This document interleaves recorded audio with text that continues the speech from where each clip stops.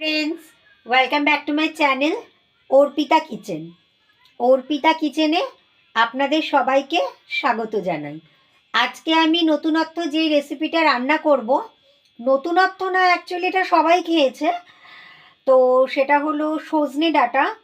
নতুন নতুন সরু সরু যে সজনে ডাঁটাগুলো যেগুলো বেরিয়েছে, সেই সজনে ডাঁটা দিয়ে আলু দিয়ে সর্ষে পোস্ত দিয়ে একটা রেসিপি। তো যদি আমার রেসিপিগুলো ভালো লেগে থাকে তাহলে প্লিজ আমার চ্যানেলটা লাইক, শেয়ার এবং সাবস্ক্রাইব করবেন।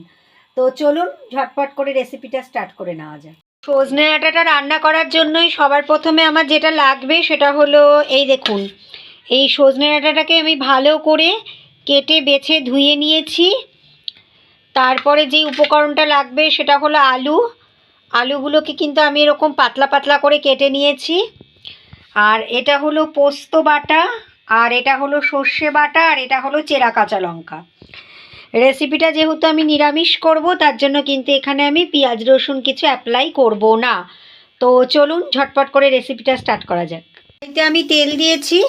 এই তেলটা কিন্তু গরম হয়ে গেলে আমি যে আলুগুলো যেগুলো কেটে রেখেছিলাম সেগুলো কিন্তু আমি ছেড়ে দিয়ে নুন, হলুদ, একটুখানি চিনি আর লঙ্কার গুঁড়ো দিয়ে কিন্তু ভাজবো। আর দেখুন কড়াইতে আমি দিয়ে দিয়েছি আলু।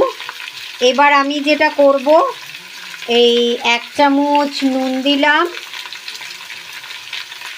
আর তারপরে হলুদ দিলাম, আর আমি প্রথমেই বলেছি আমি যেহেতু ঝাল অল্প খাই তার জন্য অল্প একটু লঙ্কার গুঁড়ো দিলাম। দিয়ে এবার এটাকে কিন্তু আমি ভালো করে কিন্তু নাড়াচাড়া করব।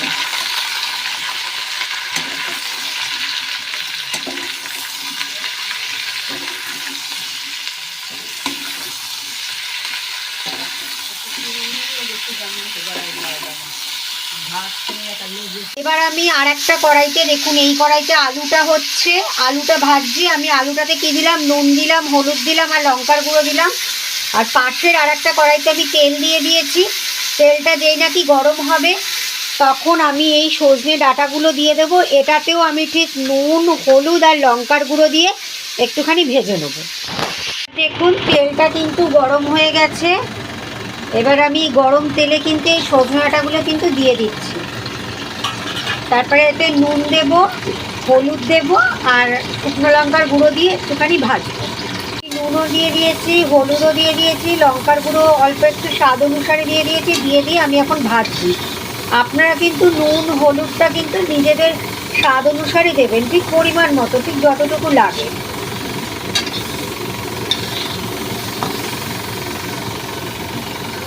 আলুগুলো কিন্তু যথেষ্ট পরিমাণে লাল লাল হয়ে গেছে। যেই নাকি আলুগুলো একটু ভাজা ভাজা হয়ে যাবে তখন আমি আলুগুলো কিন্তু সজনে ডাঁটার মধ্যে কিন্তু দিয়ে একসাথে কিন্তু সব ভাজবো। এবার দেখুন আলু আর সজনে ডাঁটাগুলো যখন একসাথে হয়ে যখন যাবে তখন কিন্তু আমি এই স্বাদ অনুসারে কিন্তু একটুখানি চিনি দিয়ে দিলাম। চিনি দিয়ে কিন্তু আমি এবার এটাকে কিন্তু নাড়বো।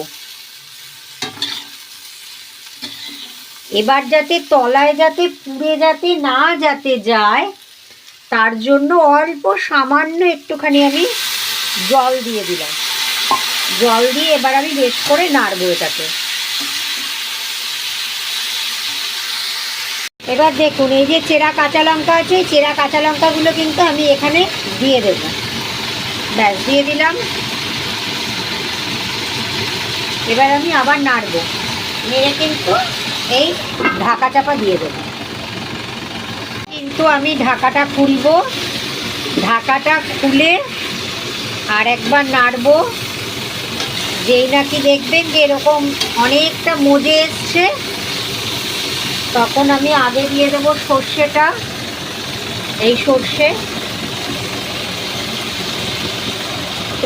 বাটিটা ধুয়ে দিতে হবে। দিয়ে কিন্তু এবার আমি একটুখানি নাড়াচাড়া করব। আমি সর্ষেটা দিয়ে দিয়েছি। সর্ষেটা দিয়ে আমি ভালো করে নাড়াচাড়াও করে পুরোটা একেবারে মিশিয়ে দিয়েছি।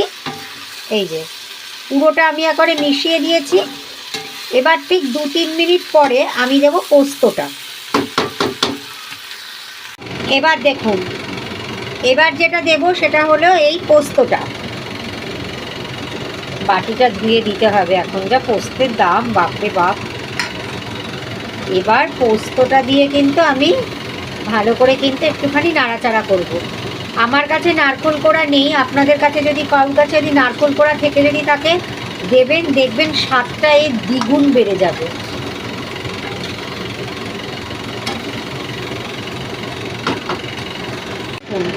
বেশ করে নাড়াচাড়া করে আমি কিন্তু সিদ্ধ হওয়ার জন্য এই জলটা ঢেলে দিলাম। এবার এই জলটা ঢেলে দিয়ে ভালো করে কিন্তু নাড়াচাড়া করে আমি কিন্তু এটা ঢাকা চাপা দিয়ে দেবো।